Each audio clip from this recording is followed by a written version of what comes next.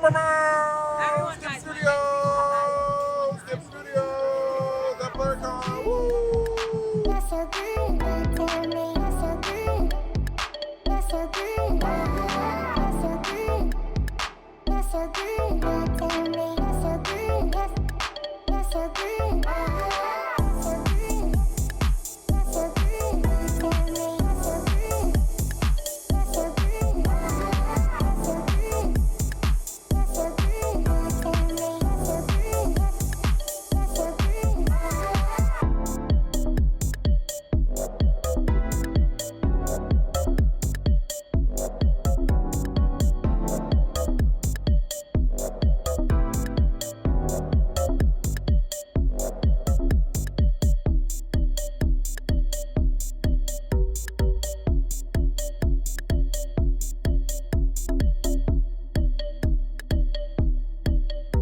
All right, hello everybody.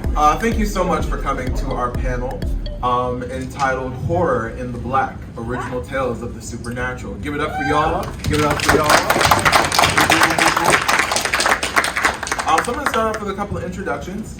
My name is Shalaan Powell. I am the creator and founder of SKiP Studios, the lovely little production company that has created the series The Abnormals and the short film Poltergeist Hall. I started being interested in film and production in high school. Was very much inspired by a lot of my favorite TV shows. Shout out to any of my Buffy fans out there, X-Men, all that good stuff. Big inspiration of mine growing up. Hey, what's up, what's up, what's up? And I always had interest in being on camera, but at some point that transitioned to me wanting to write my own stories and eventually tell them. In high school, I put on Buffy the Vampire Slayer reenactment with one of my lovely actresses up here, Miss Gabrielle, Gibert, who actually played Buffy and was Buffy in high school for our Buffy the Vampire Slayer reenactment. From there, we did a Vampire Diaries reenactment, and that just kind of trickled into my collegiate career at Frostburg State University. Shout out my Frostburg folks in here. What's up, y'all? What's up? And you know, it was just something I was always passionate about. I taught myself how to edit. I was writing stories, all this other good stuff. And I just had the idea to come up with this, not conglomerate, that's too much, but small, like little universe, multiverse. Sure, I love the multiverse. Entitled SKiP Studios.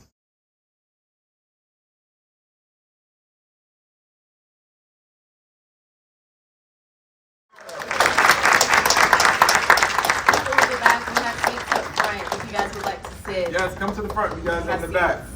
Hey, Pennywise Proud. So that was our little sneak peek. There's actually live now on YouTube that you all can check out.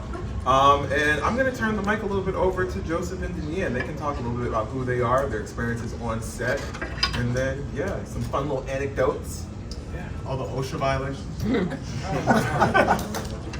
Hey everybody, my name is Daneia Russell. I am in Poltergeist Hall. I play Malika. And yeah, this experience has been extremely fun. We started in 2023.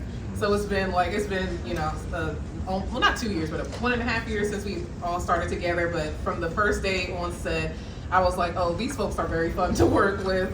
You know, the camaraderie was there, the chemistry was there. And yeah, I am so excited to just be in the horror realm. I would say, I don't know if I would consider myself a straight up horror fan, but when I was younger, I loved Mary Downing Hahn. If anybody knows her books, I had every single book in her collection. I loved, you know, the ghost, the paranormal, you know, just scaring myself a little bit. That was fun for me. So it was really cool to like bring that part of my childhood back into this and actually make it something physical that I was a part of. So I am very excited for it to be out. I want to see it. I hope y'all want to see it. And yeah, this has just been a great team. These folks down here, we don't work directly together, but it feels like it's just one big family. So yeah, I'm very excited to be a part of this, you know, huge group. And yeah, I can't wait to get the ball rolling. Yeah.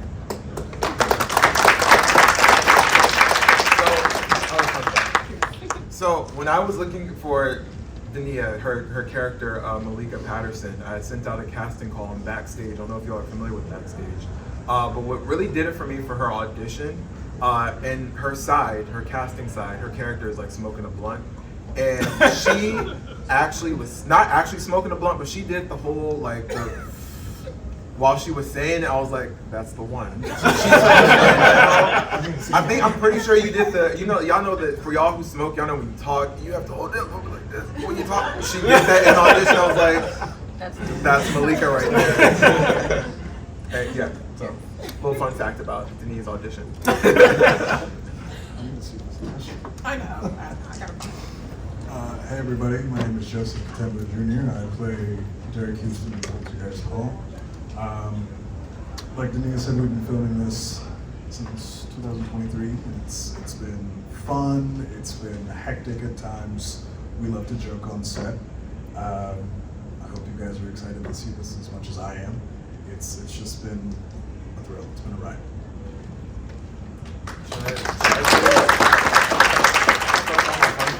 You I should share with everyone. I mean, if you want. Joseph is a fun guy to work with.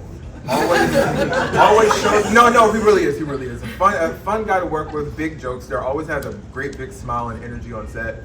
It's always a good time. We really do have a great time filming Poltergeist Hall. He hates me. I don't hate Joseph. Actually, I'm gonna show you. I'm gonna let you all know how much I love Joseph. So as you all can see, kind of from a little sneak peek there is an intimate scene between two characters. And I thought it was really important that, not being Homosexuality in the media? Oh my God! Right? Scandal. Scandalous. But I thought it was really. But I thought it was really important that Joseph and our other actor, Kenny Monroe, shout out to Kenny whenever you see this, if hopefully wish you were here. I wanted to make sure they were comfortable filming that scene. So one of the things I made sure to do was hire an intimacy coordinator by the name of Edmund Savage. And Edmund came, I guess y'all practiced that 2 days, right? It was 2 different rehearsals. But it was a really interesting technique that Edmund did, where it was a lot of things that made Joseph and Kenny feel very comfortable, making sure they were comfortable with who they were touching, how they were kissing, all that good stuff. And the games, yeah, talk a little bit about some of that stuff too. So there were some games that Edmund had us playing. One of them were, I think, with sticky notes. Yeah, sticky notes with little where stickers. Yeah. Either I or Kenneth would close our eyes and we post just sticky notes on each other until one person felt uncomfortable. And I think that was beneficial for the both of us because even though I knew Kenny personally through my cousin, but there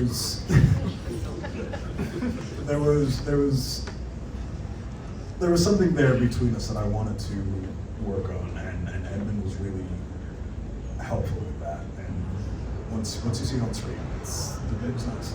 It's a powerful scene. Steamy. Yeah. So steamy we had to come back and do reshoots because I wanted to shoot it again, right? Yeah. At this point, I was like, we're shooting. First time. Yeah. No, it's for OnlyFans. Yeah. That's a spinoff. So check out the SKiP Studios OnlyFans. Yeah. That's not happening quite yet. But no, just to Joseph's point, just making sure that everyone on set felt comfortable in a safe space to do this. Mainly because, telling these stories, whether it's supernatural, magic, drama, comedy, whatever, I just think it's always important that, we facilitate creative environments for people to feel seen, especially people of color. We're entering this new age where we're getting a lot more representation. And I'm just really happy to be part of that. I'm happy these beautiful people are willing to be part of that too. Daneia, she didn't mention this, is also a writer too. And we are in early talks of going on a little production about a little short that she's working on. Phenomenal writer, by the way, too. I just think it's high time that we've taken our own narratives and tell our own stories and just offer our own perspectives. We don't have to center a certain race or a certain topic and that be our only thing. We're not a monolith. As you all know, Blerdcon exists because we enjoy all these different things. And that kind of leads me into this little web series of mine called The Abnormals. So The Abnormals, I created The Abnormals back in 2013. I don't know if any of y'all are familiar with the TV show The Vampire Diaries. Yeah. But yeah, of course, look where we are. I created the show at a time of like frustration with the main witch of the show, Bonnie Bennett, Yes. who was the only black witch of the show, who was also very much the sacrificial Negro. And as someone who, and if you aren't familiar with that term, that's someone, a black character who's usually has magical powers, or they're all-knowing and they're kind of there to service a white character. And it's been a trope for a long time. Way too long. Way too long. And I remember just having this concept of this series and being like, yo, we should like be magical beings and not necessarily have trauma be our main storyline. I just started coming up with this concept, and I wrote a whole series Bible for it, and then started writing a pilot. I have like multiple versions of a pilot. Being a writer, for those of you all who know, like having constant conversations and stories in your head is crazy. Sometimes you just gotta write it all down, or whatever sticks, you just do it. So with the Abnormals, I came up with this concept of this small town in Maryland that is essentially a safe haven for supernatural creatures. Being from the PG County area myself, and not really seeing too much representation in that area, I was like, why not set it here, set it in somewhere I'm familiar, set it around people that I know and that I've seen, I've gone to school with, that I've been friends with for a really long time. And that spawned the Abnormals. It features a young witch played by Miss Maki Elainie over here. Yes, give up for Maki, give up for Maki. And her two best friends, shout out to Naija Divine, another really close friend of ours. She has been in so many of my productions over the years, and has just asked us also to be part of her bridal party for her wedding this fall, so excited for her. And then her other best friend within the series, Calvin, played by Jordan Long, a really long-time friend of ours, always all smiles, just a really great person to be around. And it's set in this small town where a lot of chaotic shit goes on, chaotic, magical shit goes on.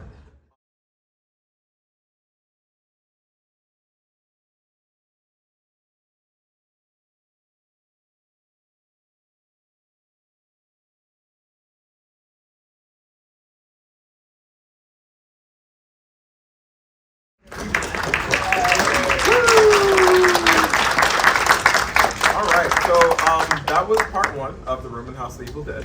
Part of our little horror two-parter. Our horror two-parter. I have to make sure I'm pronouncing horror because sometimes it comes out horror. Our horror two-parter. It's appropriate. Also, shout out to someone who's in the crew who helped out with filming this, Ms. Angelique Sargent over here.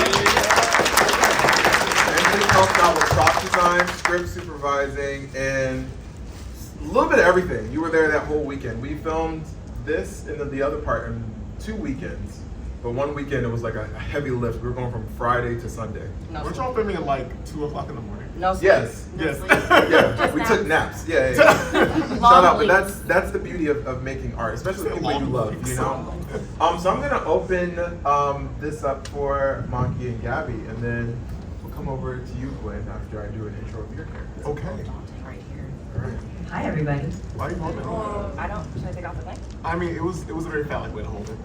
Oh, my God, you're right.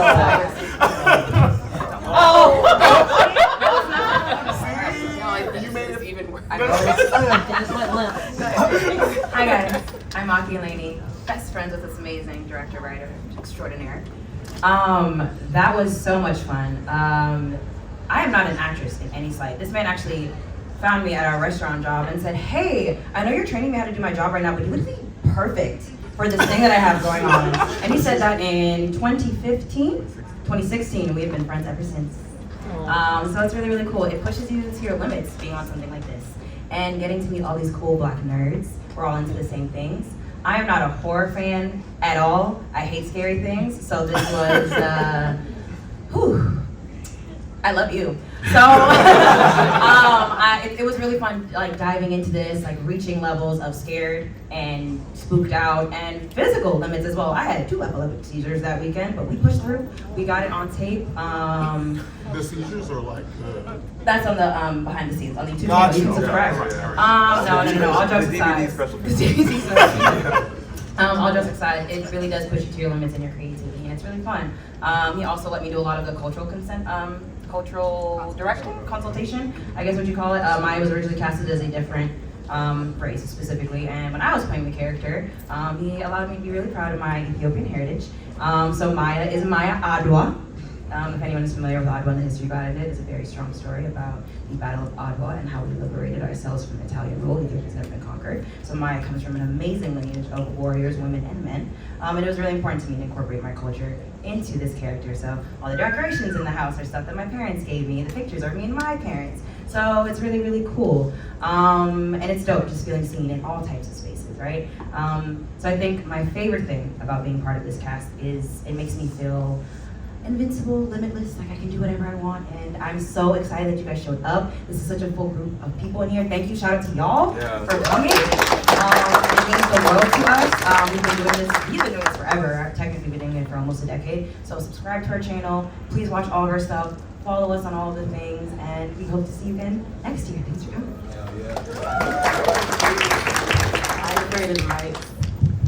Hello everyone, my name is Gabrielle Gibert. I am one of the SKiP Studios OGs back from 2011. As Shalaan said earlier, I played Buffy in his first reenactment, so that was a really cool full circle moment. I was Tico on screen, your resident sleep paralysis demon. Breaks, just me on a casual Tuesday. But no, this was a push for me. I do not do villainous roles. So this is my first time trying to go into something a little spookier, a little more camp, if you will. Just really got to push in there.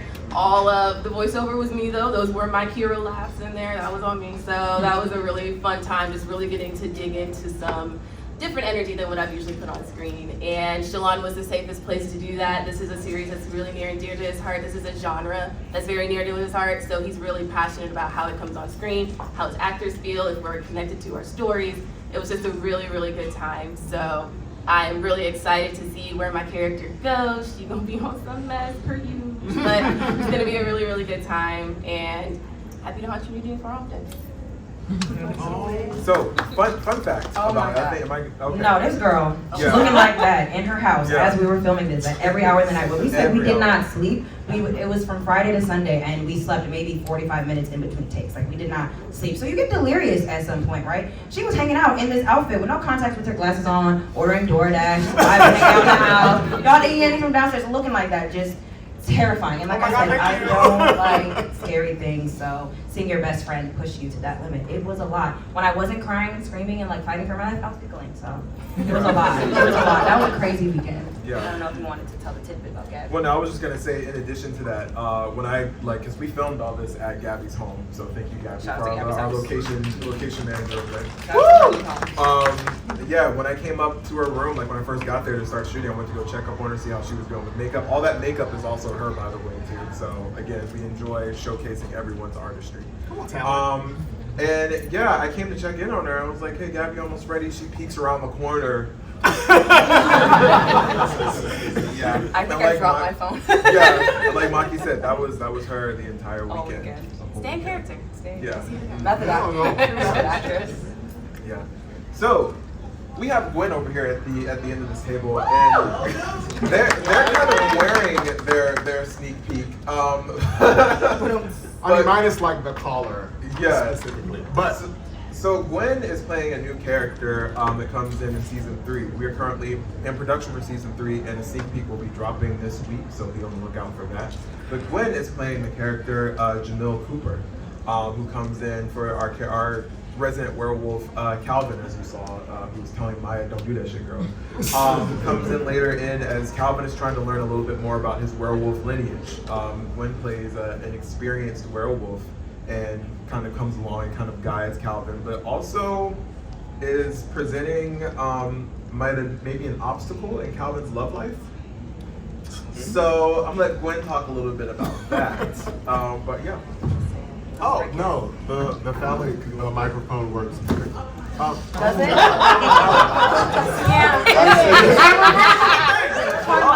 I know it is extremely comic. It's okay.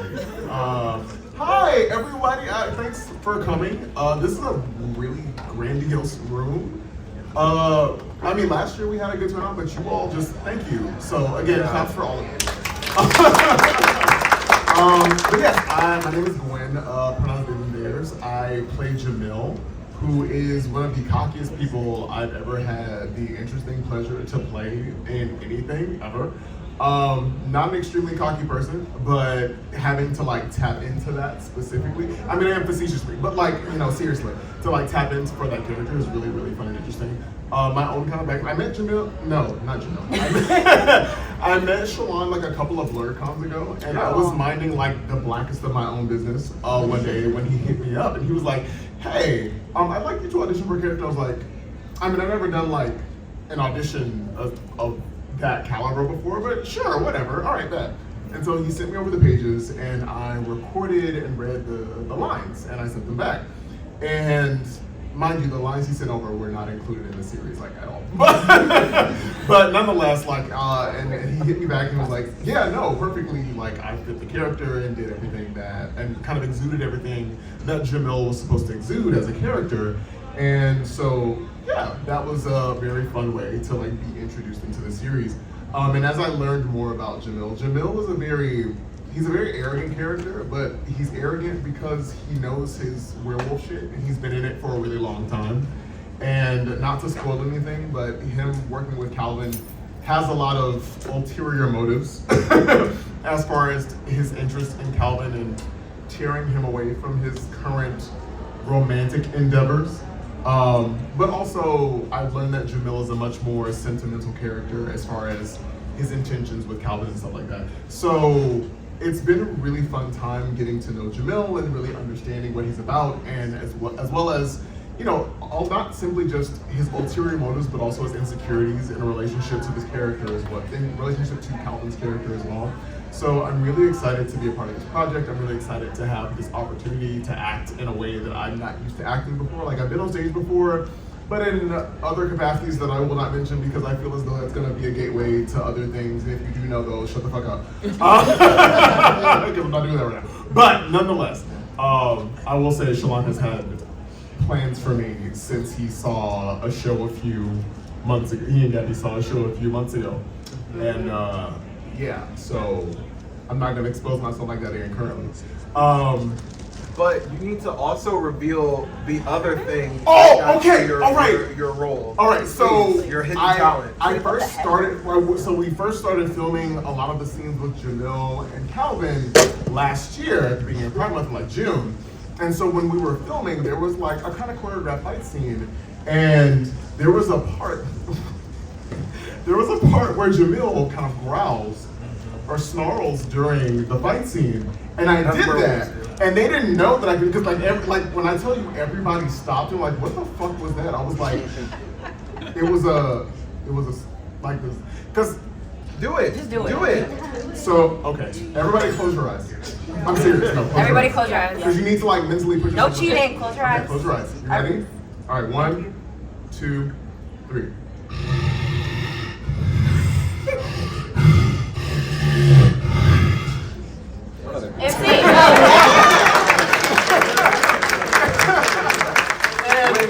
When did that, literally, we were all like, I'm behind the camera, we're all like, excuse me, okay.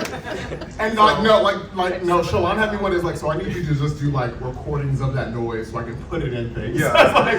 So yeah, no, I have a snarl that I learned how to do because I was although I'm not like clinically diagnosed as autistic, I'm sure there was like some tism, and I think my tism as a child was like my obsession with animals, and I still am obsessed with animals. And so, you know, making random noises of that caliber is in my wheelhouse of random little things. But all in all, no, the filming Jamil and filming with Shalaan, despite the OSHA violations, has been absolutely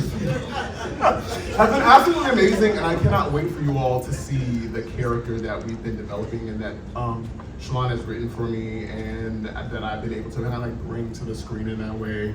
And it's gonna be fun because there's a lot of, as you've seen, some interesting multiversal everything everywhere all at once type shenanigans that will occur.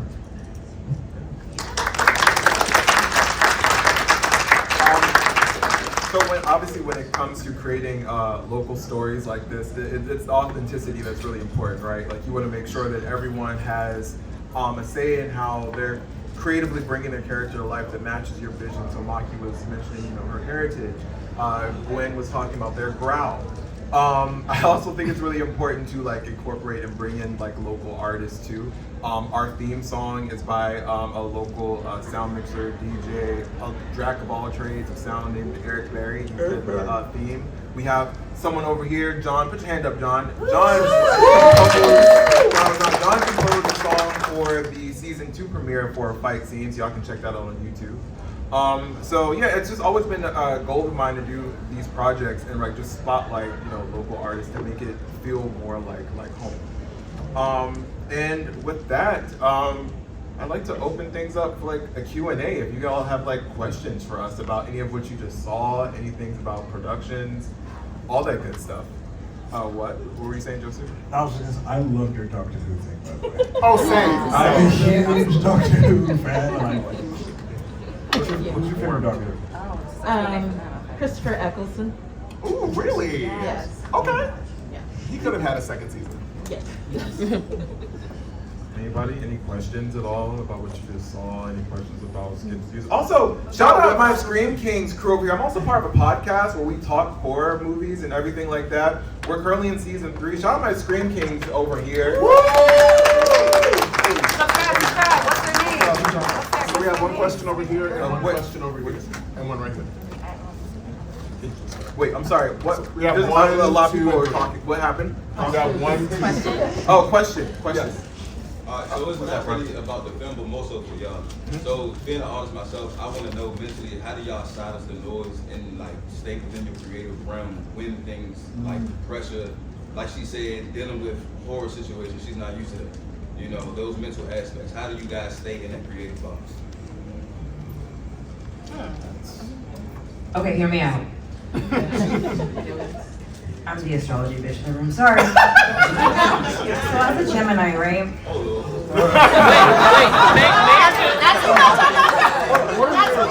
May or June. Not too much. May. Okay, the good part. Okay. There is a difference. All right. I love to talk to myself. I love to push myself, question myself, and do all of the things. So I think, like you said, I hate horror stuff, but I was trying to just, out of body experiences. I was trying to see myself and push myself to a level to impress myself. I want to say, I can do this and be proud of it, And I was just like, okay, how would she do this? How would I feel scared? If I'm watching it, how would I react? How I would do this? And I think it's just wanting to do good by my own self. I know it's kind of conceited, but you want to make yourself proud. A lot of the things that I personally do is for the little girl in me. I want to make her proud of myself. And I want, to be that cool black girl on screen that can just do anything. And when you remember that's what it's for, and you remember that someone trusts you to bring this vision to life, and they trust your instinct and they trust your character as yourself to be this character, you kind of just get into it. It gets really, really fun. And feeling crazed, possessed, fighting, it's kind of cool. Doing shit you don't usually do. I'm a very chilled out girl on average. I'm very silly, but pushing myself to be angry and pissed off. What the fuck did they talk about my mama? It's fun. And it sounds crazy, but it's really cool to push yourself to that limit. So remind yourself, you can do fucking anything. You just have to remember to make yourself proud, and I think you'll really, really get there. Personally, that was my little answer. I agree with a lot of that. I think for me, because like I said, I was really in my head about doing villain things and trying a really thing that was really far outside of my comfort zone, just trying something new and just committing to it. One, you picked me for a reason, so I have to pull up.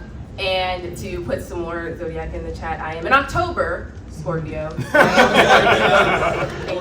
Oh, okay, she don't get no smoke, okay. Because I learned, I prefaced. In October Scorpio, but that does mean that, there are parts of me that I can pull from to make the role make sense. It was really interesting. Y'all know those little threads you see on social media about weird zodiac if you were this. And there was one about weird zodiac if you were supernatural characters, and the one that was for Scorpios was a mala, which is basically a sleep paralysis demon. And I was like, go figure. So it's just really cool kind of trying to pull from the real world. Sometimes the real world does get daunting and it puts a lot of pressure on you, but when you find something to connect to in that, or try to bring it into the art in a way, we all know that feeling of kind of, feeling oppressed in a way and needing to get that out. art is catharsis, right?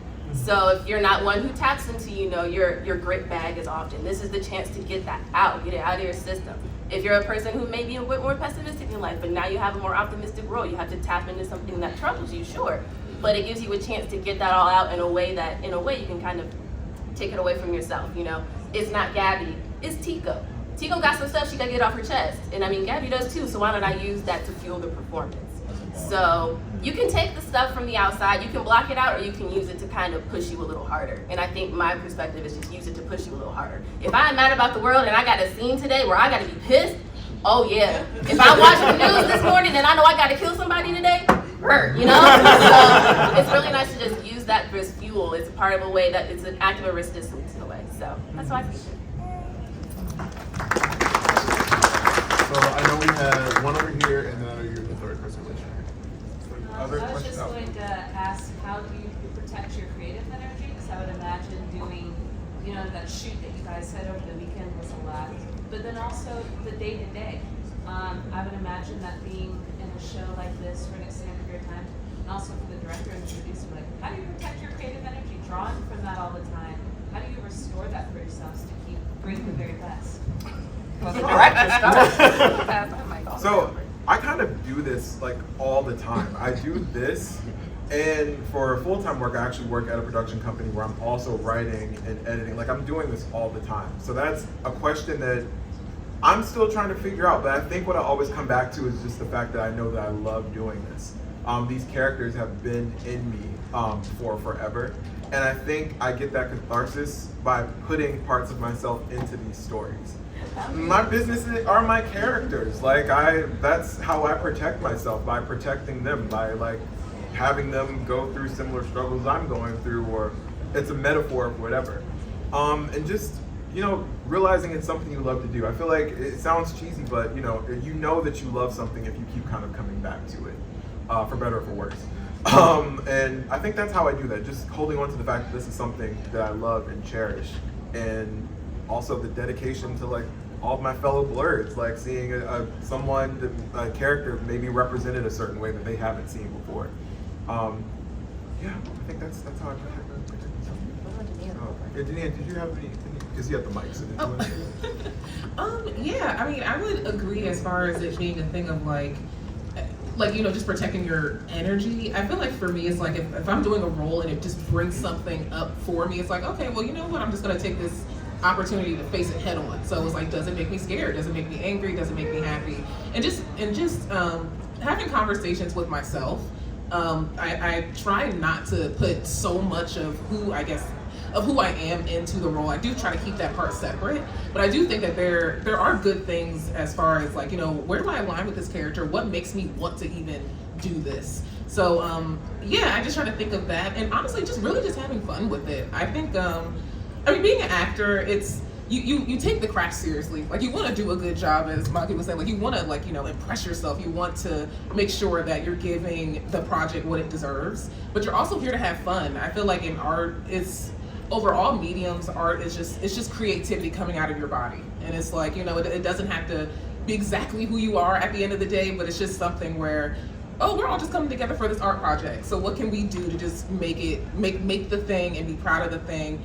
And if you take something away from the character, it's okay, face it head on and be okay, girl, well, why do I feel like this? Why did that scene, why did that character, why did that phrase, or whatever, why did it make me feel that way? I think it's perfectly fine to embrace that part of yourself, because I feel like it opens up more windows of who you are, and you're able to express yourself better when you do future projects. So yeah, I would say that. So my answer to that question is, I actually, and I guess it can be a form of protection, but I actually prioritize my creative energy in pretty much everything I do. Whether it be cosplay, whether it be acting, whether it be music, what have you. There are so many different facets of myself that are fundamentally creative. And to kind of construct my life, my relationships, and my just kind of essential way of being with and for and by myself through this device of creativity is essentially what makes me whole.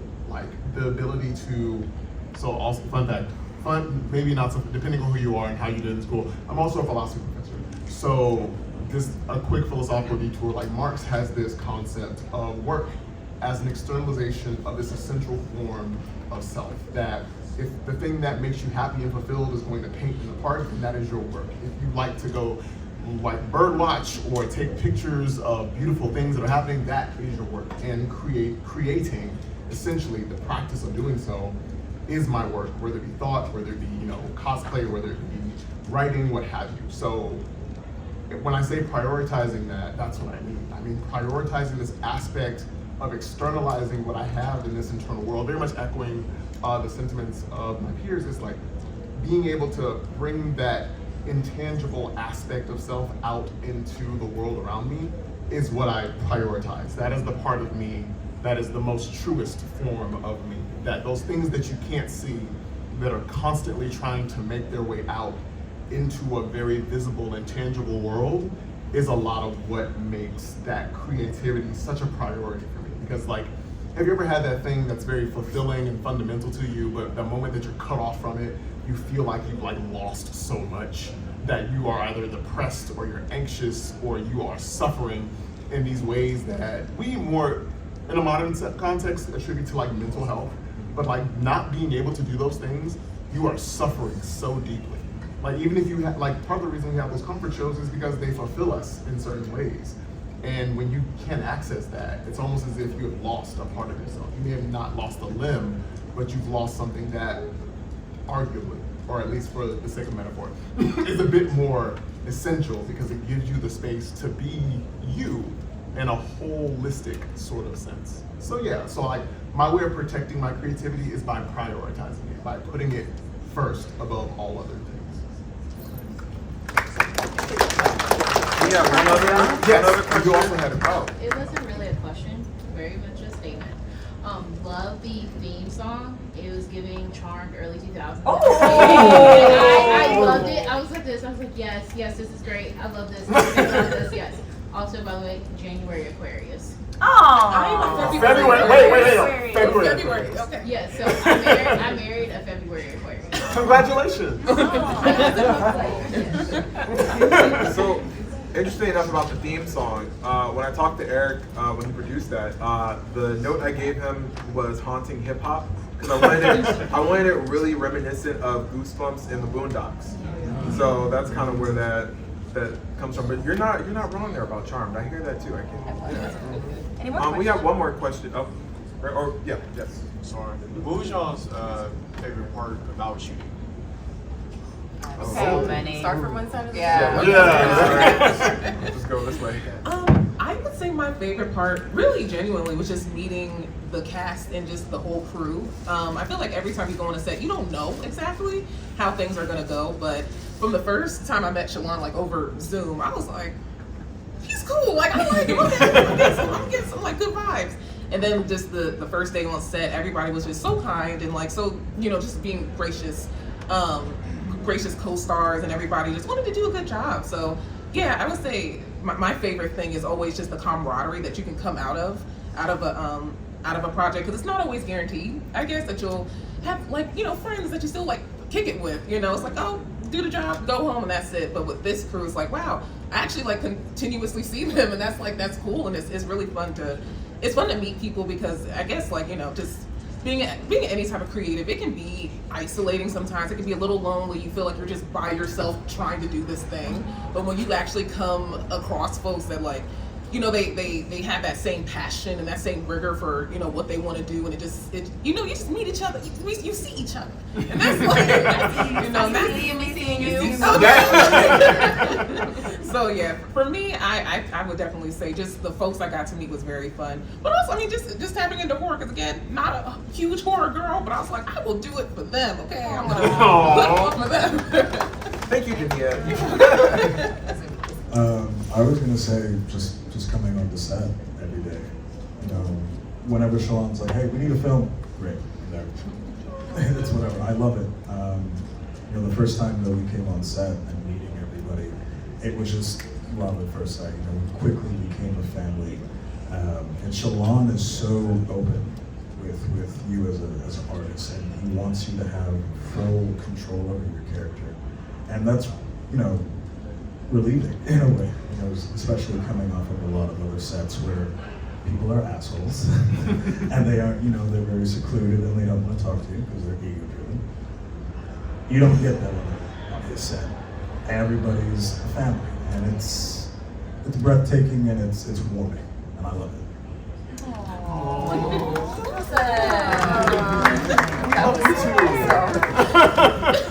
He's lying. I'll let you guys go, and I'll have it come back to me, and then we'll end on one other question and start to wrap up a little bit. One of my favorite things about filming, it is, you don't see it here, but if y'all could always see our behind the scenes, we are just goofy. I cannot think how many times have we bust out into song, just clapping, dancing, shaking ass. We're supposed to be doing a photo shoot. We're supposed to be crying and fighting, and I'm kikiing and laughing, catching up with stuff. Like being with your best friends all the time is just super, super fun. But if you subscribe and you see what we have going on in the next season, Maya gets to do some badass shit that I have not wanted to. I have not done that I wanted to do. I've done some fighting. I've done some possessing and evil things and crazy things. And I turn crazy and I get to act crazy. And like earlier to you saying like pushing yourself, I got to tap into something I know I can tap into. And that was really fun to do on screen. So I will say that my friend puts me in a position to learn more about myself, and I get to film with my best friends and be cool and black and awesome on film. Like it's super fun. So that's all my favorite things for sure. Sorry, I'll have lipstick on that mic. Come on, Selena. I guess I have a bit of a unique perspective being able to support Shalaan on screen and also behind the scenes. I've done a lot of work with the Poltergeist Hall cast as well. And it's just really cool watching things come together in all of the different ways. Like watching Shalaan's vision come to life, watching people really embody their characters, watching people come out of themselves on screen. We've done some really intense shoots and being able to watch them back and it's like, that's me, that's you, that's us.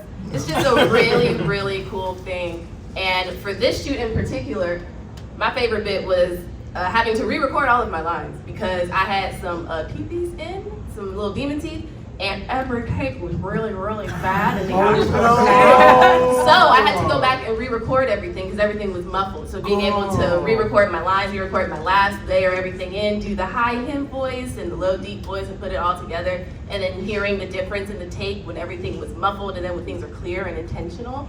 It's a really cool part of the behind the scenes process, being able to see all of the work that goes into making the product shine. So I think that was really cool. I didn't know that. That's Behind the scenes, subscribe. I will say my favorite part is just being kind of challenged by like my casting crew. Because one of the things I told Shalaan is like I've never recorded in this or like performed in this capacity before. Anytime I've like actually performed, it's been like on stage, like live on stage. And so having the space to kind of create and have the like build the character, but also having Shalaan give excellent direction in terms of like what I should be doing or what the scene is like is really amazing. But also being able to work with like other really like amazing actors who push me to perform in ways that I otherwise cannot see myself performing, to kind of help facilitate that, you know, that process or that development of that character. Because it's like you can formulate something in your mind and you can essentially play pretend, but like until you have to put that person that you created in front of someone else, you don't genuinely know who and what and how they are until they have to be a person with another person or like an actualization of another person. So I love that challenge because it helps me grow creatively, but it also helps me kind of develop some skills that are, you know, just essential to being a good performer and being a creative and being like an actor and being a person in a much more well-rounded sense. Oh. I'll try to keep my answer short because everyone kind of said all the things. But like as someone who creates these characters and these scenarios and making these storyboards and scripts, you're never sure how people who are gonna act these things out are gonna respond to that or receive them. I feel like I've told everyone here at some point something they'll be doing on camera and they all were like, okay. But to have that willingness to be open and to help bring the vision to life and also combine the things that they want to bring into the characters into the scene is really, really dope. And also too, credits to, well, at least with Maki and a little bit with Gabby too, coming up anyway, what we have filmed, they all have played, and especially Nigel, have played different versions of their characters. You all kind of see that there's a multiverse storyline going on, which I had this storyline written going on before it became a huge thing. I know it's like super big right now, but whatever. But they have all played different versions of their characters, and you know, to kind of jump into that and be like, what are we shooting today? Oh, I'm doing this in universe so and so. It's amazing. And then with Daneia and Joseph, like one of the first night we shot was in my backyard, and it was a night shoot. We were going for like 5 p.m. to like 5 a.m., 6 a.m. Yeah. And like the first, that was like one of my, well, after this shoot was one of my first like all night shoots, because we were kind of going and going and going. And just seeing like how open they were and dedicated to the roles, because you know, again, similar to what me and Joseph were saying, like you never know what it's going to be like when you're working with someone for the first time, how they're going to receive you, you know, how your backgrounds kind of mesh, and like it was just instant boom. I really appreciate that. I love that like we can all come together and make art and just have a good time and do stuff like this. So yeah. There was one more question, and then we're gonna also keep our answer short because we gotta start to leave. Joe, what's up, Joe? Joe is also I saw two. Rock, paper, scissors. No, like 1, 2, like go. Rock, paper, scissors, go. I just had a fun question. Have anybody ever experienced any paranormal activity?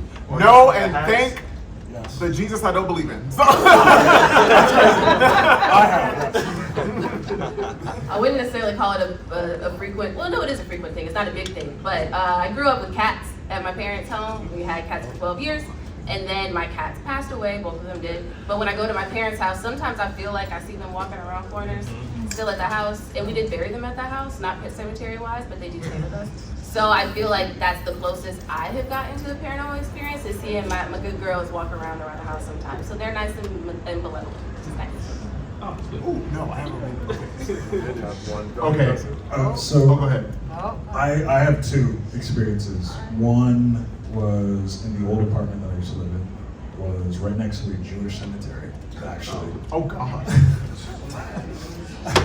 So one night I'm watching Ghost Adventures, eating ice cream, and in the corner of my eye, where my patio door is, I see this black shadow just hovering, watching me, essentially.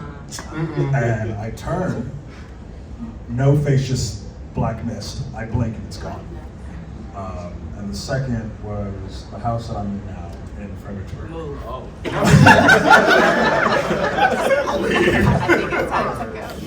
So the land that we have, it's Civil War. So oh God. So in my basement, there's an old lady we nicknamed Bertha, who just walks around sometimes and will knock on the door and play with us.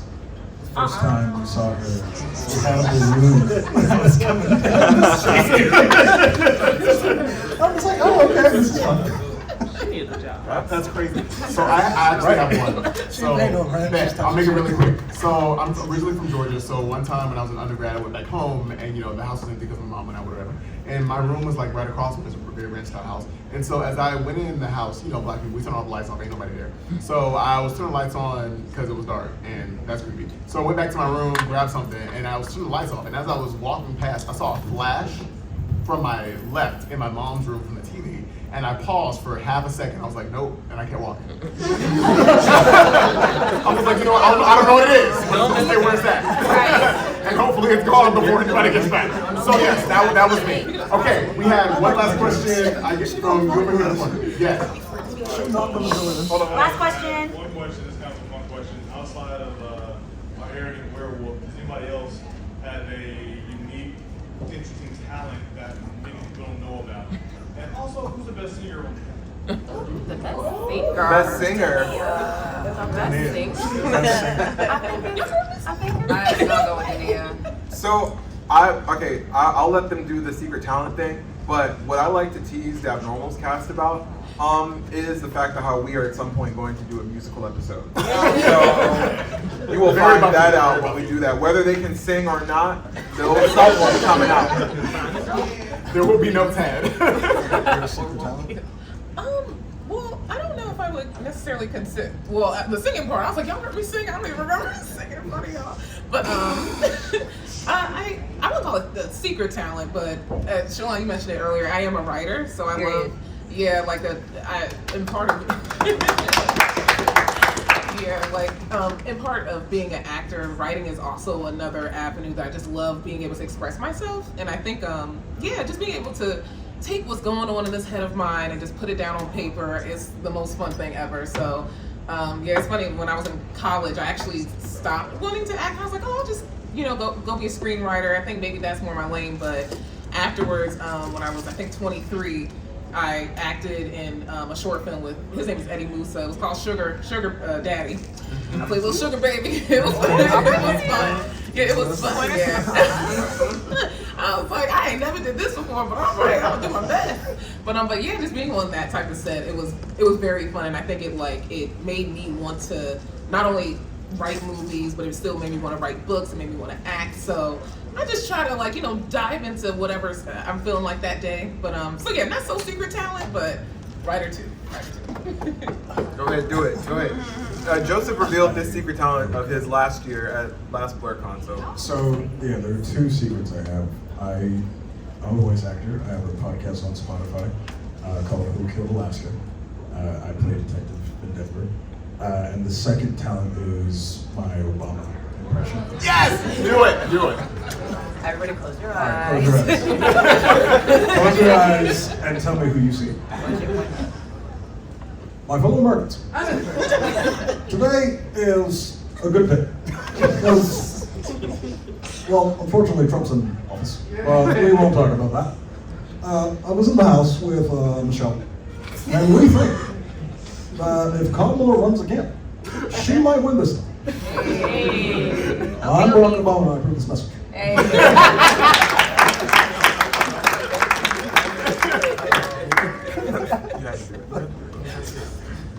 Secret talent over here? No? I don't think secret talent. No. I have a silly one. I'm a little double jointed. You could tell from my big toe on screen. So I used to have a party trick where I would on both sides. But that's it. That's all I got. It's not a secret, but I just graduated from aesthetic school, and I did it because I care about black people, my beautiful black skin, and my tidbit of information is please wear sunscreen. I don't care how cold it is, I don't care what month it is. If the sun came out, and if you can't even see the sun, there are sun rays. Please wear your sunscreen, please take care of yourselves. If you have any questions, concerns, comments, my Instagram is attached to there. Hold up, yes, beautiful, thank you, Thank you. So let the people know. And I'm local to the DMV. If you have any questions about black skincare, please, I care about y'all and us so much. That's my secret talent. Y'all heard again? I don't know. We got another one for the class. Just do it. I don't know if that talent's a secret. Shalaan's giving me the look. I feel like I'm largely the reason there's gonna be a musical episode. Yeah. And no, I will not. Right now. So that answers your question about maybe who the best singer is? I don't know if I'm the best singer or no, like the thing, but like, you're gonna love that episode. You will enjoy the episode. Can we please upload that here? What? You said a no? Please, can you catch us at one of the karaoke's happening outside. That's also true. Well, I can, okay, all right. I just need to see this.